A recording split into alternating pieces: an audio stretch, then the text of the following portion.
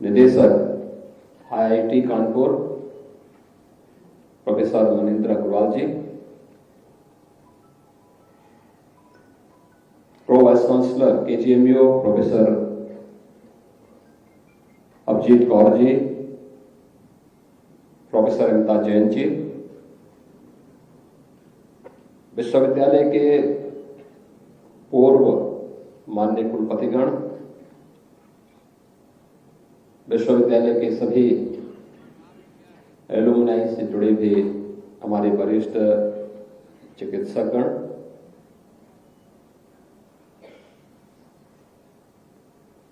विश्वविद्यालय के सभी वरिष्ठ चिकित्सकगण और मेरे युवा साथियों, छात्र छात्राओं, 120 वर्ष की शानदार यात्रा के लिए मैं आप सबको बधाई देता हूं। यहां से निकले हुए पुरातन छात्रों ने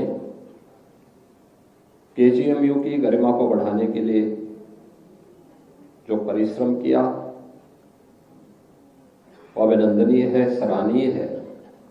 मैं उन सब का, जो यहां मौजूद है उनका भी, जो मौजूद नहीं है उनका भी हृदय से अभिनंदन करता हूं।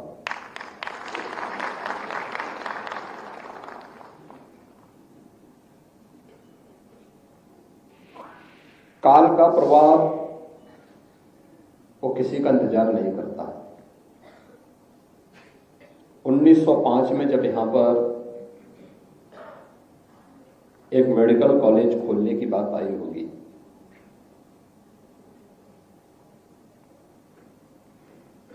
और उस समय की रियासतों ने सहयोग किया है,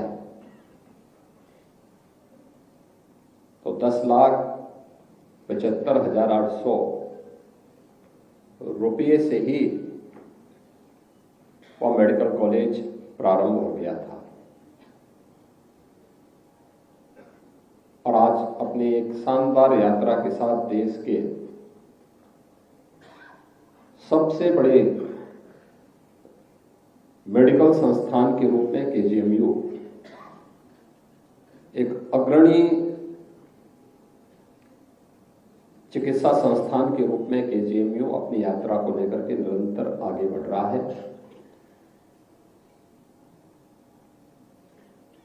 महत्वपूर्ण ये है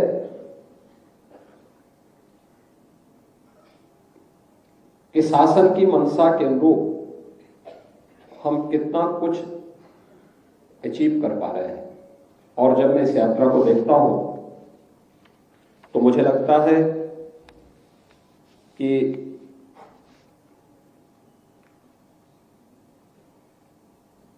लगभग अब 150 एकड़ के क्षेत्रफल में इसका दायरा होने जा रहा है। और जो कुछ भी यहां पर आज के दिन पर हम देखते हैं कि नेक ने जब मूल्यांकन किया था केजीएमयू का, A+ की रैंकिंग दी थी। NIRF ने मेडिकल संस्थान को 19वीं रैंक दी,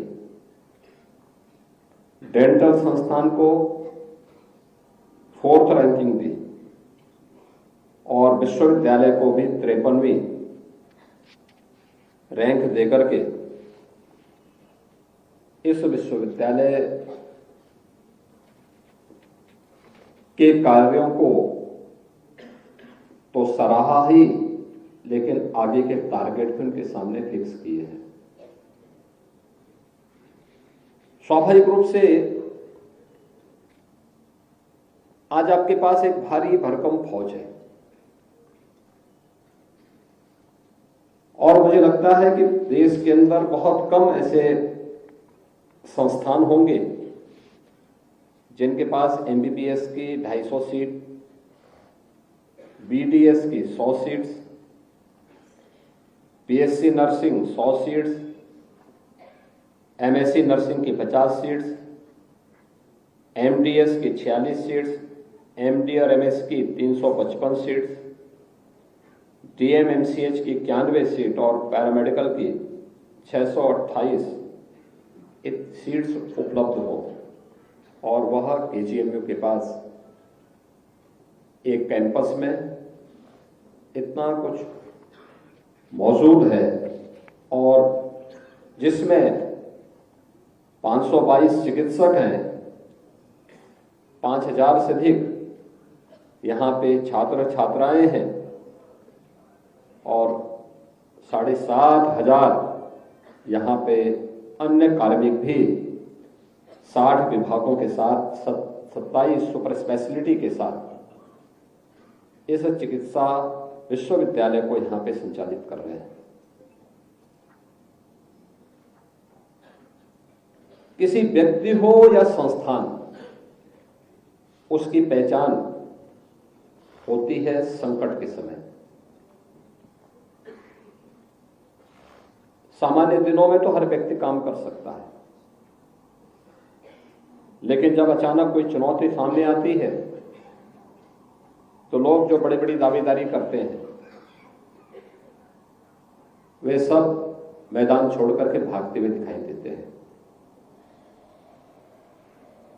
और वह एक समय होता है जब व्यक्ति के द्वारा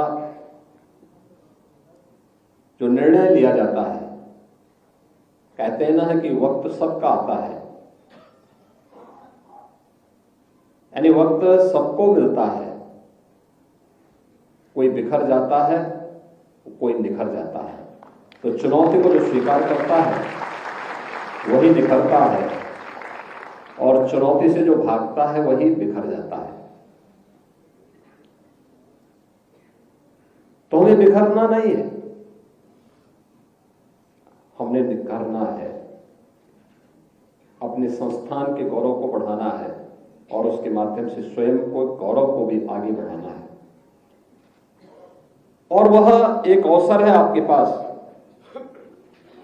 कि इतना कुछ होने के बाद भी जो बातें यहां पर आपके सामने की, आज KGMU बहुत सारी नई नई सेवाओं के साथ आज यहां पर आगे अपना कार्य कर रहा है। हमसे जो भी विश्वविद्यालय ने शासन से जो भी अपेक्षा की, जो कुछ भी मांगा, शासन ने उसमें कभी मना नहीं किया। बल्कि मैं तो हमेशा कहता हूं कि हमें देश और दुनिया को देखना होगा। वर्तमान के साथ साथ हमें भविष्य की 50 और 100 वर्ष की अपनी कार्य योजना को अभी से तैयार करते हुए आगे बढ़ना होगा। और मुझे प्रसन्नता इस बात की है कि KGMU ने उस समय जब इस सदी की सबसे बड़ी महामारी कोरोना आया था, कोरोना की उस महामारी में के दौरान मैंने प्रदेश के अंदर बहुत सा कुछ ऐसे संस्थान भी देखे थे जहां पर एक संस्थान में मेडिकल कॉलेज था। उस समय कोविड का कोई पेशेंट भी नहीं आया था, लेकिन हम लोगों ने कार्रवाई जब आगे बढ़ाने के लिए कहा कि भाई लॉकडाउन प्रारंभ हो गया, कार्रवाई आगे बढ़ाने के लिए कहा, तो वहां के कुछ चिकित्सकों ने अपने को क्वारंटाइन कर दिया। मैं भुजक था तो मैंने उनके घर में ही टीम भेजी। मैंने कहा उन्हीं का सैंपल ले लो। अब आश्चर्य करेंगे कि उनका नेगेटिव आया, पहला नेगेटिव आया, फिर दूसरा भी नेगेटिव आया, तीसरा नेगेटिव आया। तो फिर उन्होंने कुछ मैनेज करने का प्रयास किया, तो मैंने कहा नहीं, चौथी बार तो अब मैं तुम्हें ही नेगेटिव करूंगा।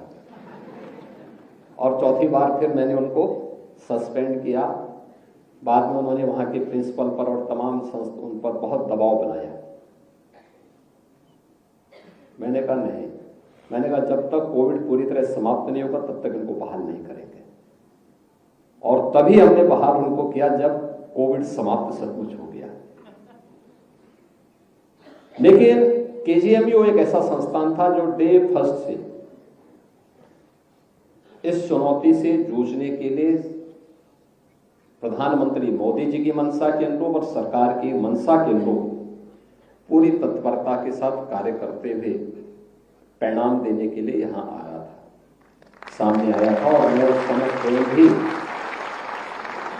कई बार मुझे यहाँ के संस्थान और यहाँ के कोविड हॉस्पिटल का निरीक्षण करने, यहाँ की व्यवस्थाओं को देखने का अवसर उस समय मिला था।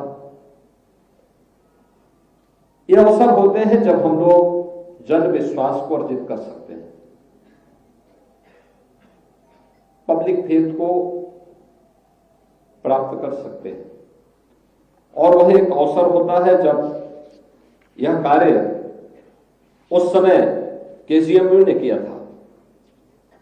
और आज जब आप काफी आगे की दिशा में आगे बढ़ रहे हैं, यहां पे जो बातें अभी चल रही थी, जो इसको प्रदेश सरकार ने आपको जो पैसा अभी 300 करोड़ रुपए यहां के लिए स्वीकृत किए हैं, जिसमें हाइब्रिड ओटी, रोबोटिक सर्जरी का सिस्टम लगाने, न्यूरो नेविगेशन सिस्टम, माइक्रोस्कोप और सुपर माइक्रो सर्जरी के लिए, 2 कार्डियक कैथेटराइजेशन लैब्स के लिए, लीनियर एक्सीलेटर के लिए, हाई एंड डीएसएस लैब्स की स्थापना के लिए, ये सभी धनराशि आपको यहां पर उपलब्ध करवाई ही है।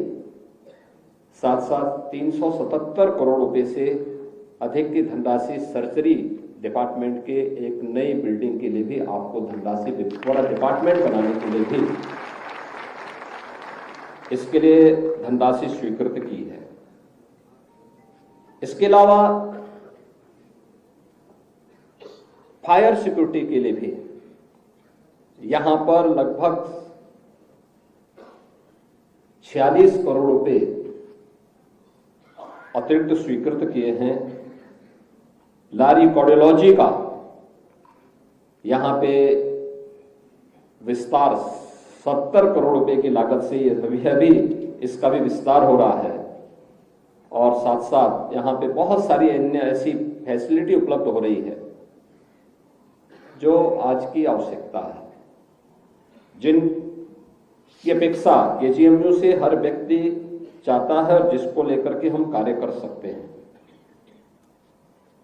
और मुझे लगता है कि आज जो केजीएमयू और आईआईटी कानपुर के बीच में भी ये एमओयू इसके लिए संपन्न हो चुका है कि हम लोग मिलकर के कार्य करेंगे। मुझे लगता है कि हम लोग इस मामले में बहुत पीछे हैं, इसको और तेजी से आगे बढ़ना चाहिए। और याद करिए, कोविड के कालखंड के दौरान भी मैंने केजीएमयू, एससीपीजीआई, आईआईटी कानपुर, एकेटीयू, इन सबको एक साथ बैठक की थी कि भाई मिल करके मेडिकल एजुकेशन को और टेक्निकल को एक साथ मिल करके कार्य करना होगा। जब हम साथ साथ मिल करके चलेंगे तो परिणाम और बेहतर आ सकते हैं। मैंने कोविड कालखंड के दौरान देखा था, यूएस से एक डॉक्टर आए थे, वह कार्डियोलॉजिस्ट है यूएस में। तो आए मुझसे मिलने के लिए, तो मैंने उनसे बातचीत की, तो उन्होंने मुझे कहा कि साहब मैं तो यहीं से पढ़ा हूं, कानपुर से। तो मैंने समझा कि गणेश शंकर विद्यार्थी से पढ़े होंगे। तो कहा नहीं साहब, मैं आईआईटी कानपुर से बीटेक किया हूं। मैंने कहा बीटेक किए हैं तो फिर आप कार्डियोलॉजिस्ट कैसे हो गए? उन्होंने कहा नहीं साहब, अमेरिका में सुविधा है कि आप अपनी बैचलर डिग्री के बाद आपके पास एक ऑप्शन होता है कि आप आगे की पढ़ाई किस उसमें करना चाहते हैं। इसके लिए मैं वहां गया और वहां जाने के बाद फिर मैंने इस फील्ड को चुना है और आज मैं एक सफल कार्डियोलॉजिस्ट वहां पर हूं। यानी आप सोचिए, वे आज से 25 वर्ष 30 वर्ष पहले की बात कर रहे थे और हम आज अभी उस दिशा में सोच रहे हैं। हमें तेजी के साथ आगे बढ़ने की आदत डालनी पड़ेगी और यह जो प्रयास हो रहा है, यह काफी तेजी के साथ हमें आगे बढ़ा सकता है। यहां पे पेशेंट अटेंडेंट के लिए जो एक रेन बसेरा के लिए भी बात हुई, सीएसआर से एक राशि हम लोगों ने यहां पे उपलब्ध करवाई है। लेकिन मेरा मानना है कि पैसा सरकार के स्तर पर भी और सीएसआर से भी पैसे की कोई कमी नहीं। हमें उसको केवल उस प्रकार की कार्य योजना समयबद्ध तरीके से आगे बढ़ाने के लिए अपने आप को तैयार करना होगा। और मैं आपको इस बात पर आश्वस्त करूंगा कि आज की जो डबल इंजन की सरकार है, इस सरकार ने लीकेजेस को रोका है, भ्रष्टाचार पर प्रहार किया है, लेकिन जनता से जुड़े हुए मुद्दे पर और प्रदेश के संस्थानों को हम ऐसे सेंटर ऑफ एक्सीलेंस के रूप में स्थापित कर सके।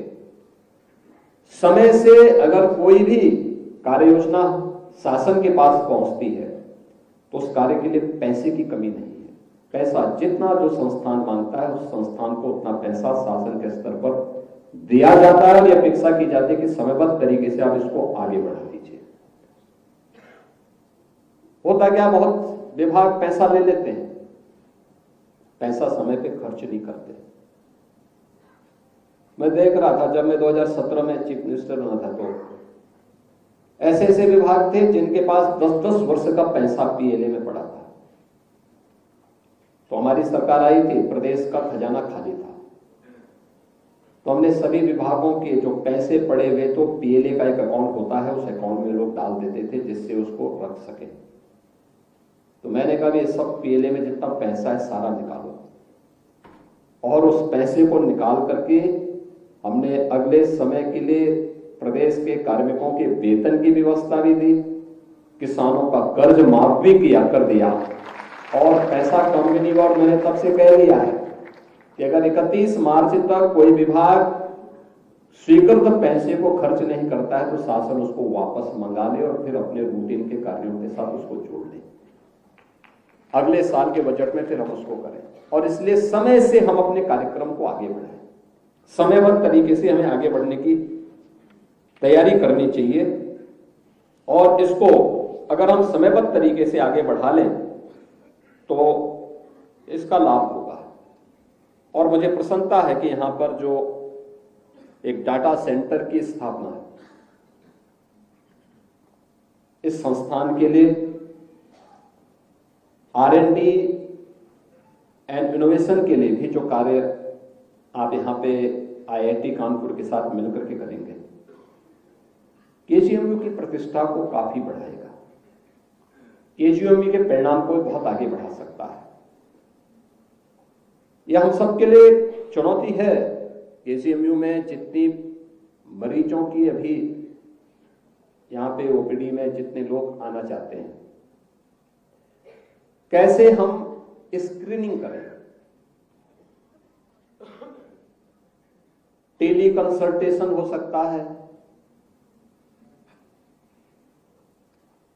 वर्चुअल ICU हो सकता है,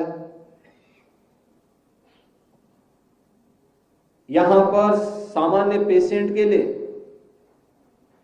अलग और अन्य जो सुपर स्पेशलिटी से जुड़े हुए पेशेंट हैं उनको अलग से कैंपस दे करके कर सकते हैं। कैसे कर सकते हैं, इस दिशा में आ गया है, समय आ गया है जब हमको गंभीरता से सोचने की आवश्यकता है। आज के दिन पर पेशेंट के पास अपने उपचार के लिए पैसे की कमी नहीं है। आपने यहां पर जो आपके कुलपति जी ने जो यहां पर हमारे सामने डाटा भी रखा कि आयुष्मान भारत में 12,102 पेशेंट को, और दीनदयाल उपाध्याय कैशलेस उपचार योजना, ये जो सरकारी कर्मचारी हैं उनके लिए है, 681 मरीजों को इसका लाभ दिया गया है। असाध्य रोगियों के लिए 2,644 और अन्य योजना से भी 4,772 पेशेंट, जननी शिशु सुरक्षा योजना में 6,388 और CM और PM रिलीफ फंड से भी 2,768 पेशेंट और इससे यहां पर उपचारित हुए। यानी आयुष्मान भारत भी है, और अब तो आयुष्मान भारत के साथ 70 वर्ष से ऊपर के हर एक बुजुर्ग को प्रधानमंत्री मोदी जी ने प्रतिवर्ष 5 लाख रुपए की स्वास्थ्य बीमा की एक गारंटी दे दी है कि वह कहीं भी जाए अपना उपचार करा सकता है। और मुझे लगता है कि ये भी है, हम लोग स्वयं भी सीएम रिलीफ फंड से पर्याप्त धनराशि देते हैं और भी अन्य मदों से धनराशि आज के दिन पर जरूरतमंदों को पर्याप्त मात्रा में उपलब्ध होती है। समस्या पैसा नहीं, समस्या वही है जो यहां पर जो चिंता डिप्टी सीएम श्री ब्रजेश पाठक जी ने भी और प्रदेश सरकार के राज्य मंत्री श्री मयंकेश्वर स्वर्ण सिंह जी ने भी कही कि ओपीडी एक वर्ष में 19 लाख मरीज ओपीडी में यहां देखे गए।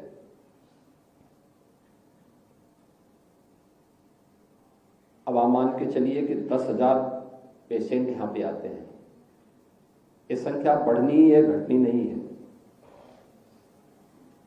क्योंकि जो दिनचर्या है, जिस प्रकार से दिनचर्या है, वो दिनचर्या व्यक्ति के पास स्वयं के लिए समय नहीं और दूसरी बीमारी उसने जो पाल ली है स्मार्टफोन की, तो ये इसको और बीमार करेगा। अभी तो आपको अलग से मानसिक रोग का एक बहुत विस्तार देना होगा, क्योंकि एक नई बीमारी पैदा करने वाला है। उन स्थितियों में, उन चुनौतियों के लिए अभी से अवेयरनेस पैदा करना। अगर कोई बात केजीएमयू बोलेगा, आईआईटी कानपुर बोलेगा, उसका महत्व होगा, लोग सुनेंगे, अभिभावक भी सुनेंगे। नहीं तो बच्चा बाद में पैदा होता, उसके लिए स्मार्टफोन माँ बाप पहले से खरीद के रखते हैं। उससे बचाने की आवश्यकता है, उससे अभी से उनको तैयार करने की आवश्यकता है। 38 लाख पेशेंट आपने ओपीडी में देखे एक वर्ष में, और 1.5 लाख आपने यहां पे आईपीडी में भर्ती की, उपचार के लिए भर्ती किए। 30,000 मेजर सर्जरी और 75,000 माइनर सर्जरी यहां पर संपन्न हुई। 1 लाख से अधिक इस सर्जरी भी यहां पे संपन्न हुई। अच्छा है, लेकिन इसको बढ़ाने की चुनौती, इसको बढ़ाया जा सकता है। लोग आ रहे हैं विश्वास के साथ। याद करना, आपकी सबसे बड़ी पूंजी, एक डॉक्टर की सबसे बड़ी पूंजी, एक विद्यार्थी के रूप में ये मेडल हो सकते हैं, उसकी डिग्री हो सकती है, उसके अंक हो सकते हैं, लेकिन एक सफल डॉक्टर की सबसे बड़ी पूंजी होती है उसकी संवेदना। एक ही संकल्प होता, सर्वे संतु निरामया। सबके निरोग होने की कल्पना के साथ वो काम करता है। और निरोगी होने की सबसे बड़ी दवा क्या है? आपका व्यवहार, आपके द्वारा उससे की जाने वाली बातचीत। डॉक्टर का व्यवहार ठीक है तो नर्सिंग और पैरामेडिक्स का भी व्यवहार अपने आप ठीक हो जाएगा।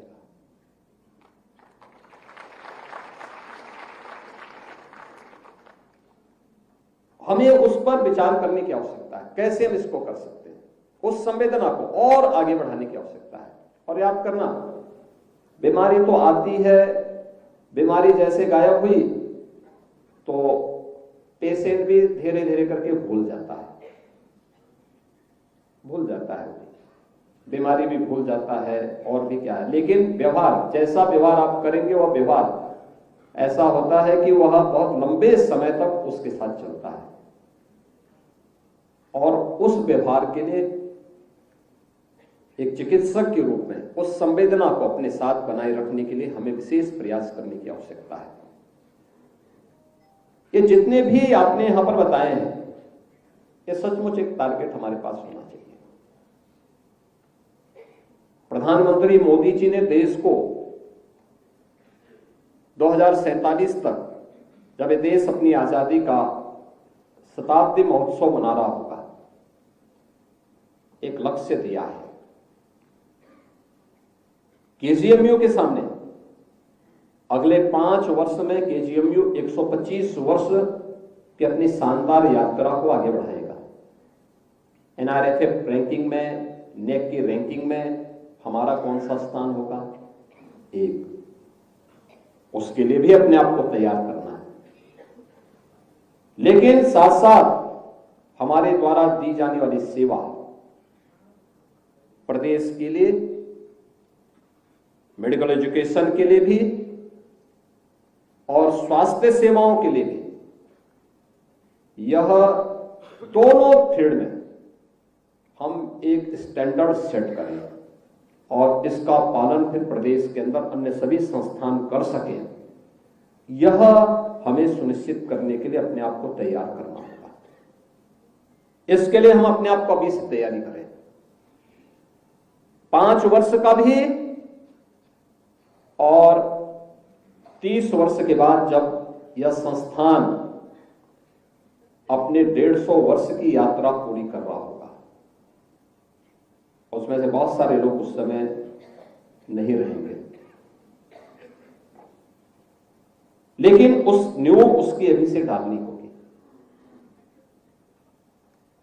आप सोचे ना, 1905 में जब केजीएमयू की स्थापना हुई होगी, उसके लिए जब विचार हुआ होगा, उससे पहले उस समय लोगों को थोड़ा पता रहा होगा कि 120 साल के बाद भी लोग यहां पे हमें याद करेंगे। 120 वर्ष के बाद यह संस्थान इतने बड़े संस्थान के रूप में विकसित होकर के आगे बढ़ेगा और इतने बड़े संस्थान के रूप में लाखों लोगों को, आप सोचिए, जो 19 लाख लोग पिछले 1 वर्ष के अंदर, यानी अभी तो 9 ही महीने हुए हैं, इन 9 महीनों के अंदर यहां से उपचार होकर के जा गए हैं,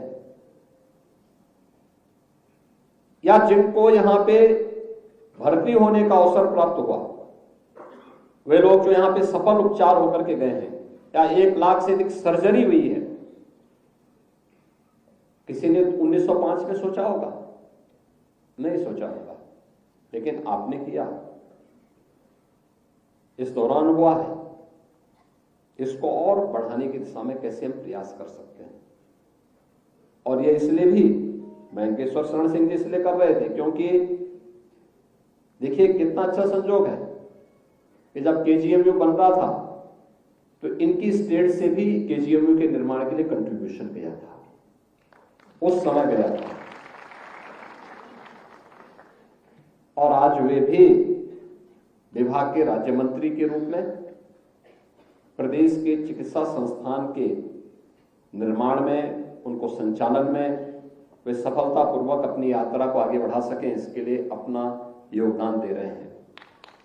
तो ये दोनों चीजें एक साथ जुड़ती हुई दिखाई दे रही हैं। हर व्यक्ति की इच्छा होती है, और मैं तो कहूंगा केजीएमयू से कि उन लोगों को बुलाया जाना चाहिए जिन लोगों ने, और ठीक है उस समय की रियासत रही होंगी या समाज के अलग अलग तबके के लोग रहे होंगे, जिन लोगों ने स्थापना के समय इस केजीएमयू के निर्माण के लिए उस समय योगदान दिया होगा। ये स्मृतियां रहनी चाहिए, क्योंकि जब आप पुराने दानदाता को बुला करके उनको सम्मानित करेंगे तो नए लोगों की चेतना को भी कुछ, उनकी आत्मा भी उनको झकझोरेगी कि हमें भी कुछ कंट्रीब्यूशन करना चाहिए। दूसरा, जैसा यहां पाठक जी ने कहा, पूरे देश के अंदर और दुनिया के अंदर केजीएमयू एलुमनाई वहां मौजूद है, उनको भी बुलाया जाना चाहिए। अलग अलग वर्ष के लोगों को बुला करके और फिर उन लोगों का भी कंट्रीब्यूशन इस संस्थान के लिए कैसे हो सकता है, अलग अलग तरीके से लोग कर सकते हैं। देखिए SCPGI में हम लोगों ने अभी सलोनी फाउंडेशन के माध्यम से 450 करोड़ रुपए वहां उनको उपलब्ध करवाए हैं CSR में, और भी अन्य सहयोग वहां पे इस रूप में प्राप्त हुआ है। CSR की भी कमी नहीं है और शासन के स्तर पर भी हाथ बांधे के नहीं गए हैं। मैंने कहा ना, जितना पैसा आप मांगेंगे, और मुझे लगता है कि चाहे यहां पे जो वेटिंग है कार्डियक सर्जरी की हो चाहे वह किडनी ट्रांसप्लांट से जुड़ी हुई हो, चाहे वह अन्य जितनी फील्ड की हो, ऑर्गन ट्रांसप्लांट के लिए बारे में या फिर उसको डोनेशन के बारे में, हम लोगों में बहुत तेजी के साथ इसका विस्तार करें, खूब बताएं लोगों को। इसके बारे में लोगों के मन में एक चेतना को जागृत करने की आवश्यकता है, बताने की आवश्यकता है कि कोई व्यक्ति अगर ब्रेन डेड हो गया है और उसके ऑर्गन अगर किसी दूसरे व्यक्ति की जान को बचा सकते हैं तो डोनेट करने में क्या क्या बुराई है। और उसके बारे में लोगों को बताने की आवश्यकता, हम लोगों को बताएंगे, आपके स्तर पर, केजीएमयू के स्तर पर इस प्रकार के अवेयरनेस कैंप लगेंगे, पेशेंट बैठे रहते होंगे, पेशेंट के अटेंडेंट बैठे रहते होंगे, उनके लिए भी कोई कार्यक्रम इस प्रकार का चले, कोई आप फोल्डर या पंपलेट ही उनके सामने रख दें, उनको पढ़ने के लिए दे दें, कुछ तो देखने को मिलेगा। या कहीं बैठते होंगे वहां पर केजीएमयू के स्तर पर कोई एक चैनल या कोई टेलीविजन की कोई व्यवस्था वहां पर है, केजीएमयू की सेवा के साथ साथ वहां पर अंगदान देने के लिए भी लोगों को अगर आप प्रेरित कर सकें उसके माध्यम से छोटा छोटा विज्ञापन बना करके कि कोई भी दे सकता है। और अगर कोई व्यक्ति ब्रेन डेड हो चुका है तो उसके बाद क्या मतलब है, कर सकता है, उसके कोई ऑर्गन किसी दूसरे के लाइफ को आगे बढ़ाने में योगदान दे सकते हैं। डॉक्टर बोलेगा उसका प्रभाव होगा, बहुत प्रभाव होगा, तो बहुत सारे लोगों को नई जिंदगी मिल सकती है। और ये हमारे लिए चिंता का विषय इसलिए भी है क्योंकि एक तो आपके ट्रॉमा सेंटर की स्थापना के बारे में भी यहां पर लगातार कार्रवाई को आगे बढ़ाया जा रहा है। सड़क दुर्घटना हम सबके सामने एक चैलेंज है और चैलेंज इस रूप में है, अकेले एक वर्ष में यूपी के अंदर 25,000 से अधिक मौतें सड़क दुर्घटनाओं में हुई। इसमें 40% से अधिक मौतें ऐसी थीं जो 18 वर्ष से लेकर 40 वर्ष की उम्र के युवा थे। क्या बीतती होगी उन परिवारों में जिनमें एक, पहले तो कोई भी व्यक्ति मरे परिवार में तो उनके लिए एक सदमा है, लेकिन जिस परिवार का अकेला एक पुत्र हो और किस दुर्घटना का शिकार हो जा रहा हो, क्या स्थिति होती होगी उस परिवार के सामने। उन स्थितियों में आपका ट्रॉमा सेंटर किसी ऐसे गंभीर पेशेंट की जान को जब बचाता है, एक नया जीवन उसे देता है, वह सचमुच देखने लायक होता है। उन लोगों के चेहरे और उनकी मिलने वाली दुआ डॉक्टर को भी और संस्थान को भी एक नई उन्नति के मार्ग पर लेके चल सकता है। आज के इस अवसर पर जब 120 वर्ष की आपकी इस यात्रा को आगे बढ़ाया जा रहा है, अन्य उपलब्धियों के साथ साथ जो एक उपलब्धि आपके पास है, हम यहां देख रहे थे जब मेडल दे रहे थे, 120 वर्ष में आपने महिला सशक्तिकरण का लक्ष्य जरूर प्राप्त किया।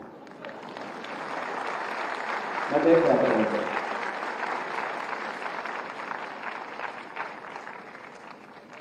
ब्रिजेश जी बोल रहे थे कि 70-75, तो कुलपति जी ने कहा नहीं 85% बालिकाओं ने मेडल जीते हैं अपने अपने फैकल्टी में, अपने अपने कोर्स में।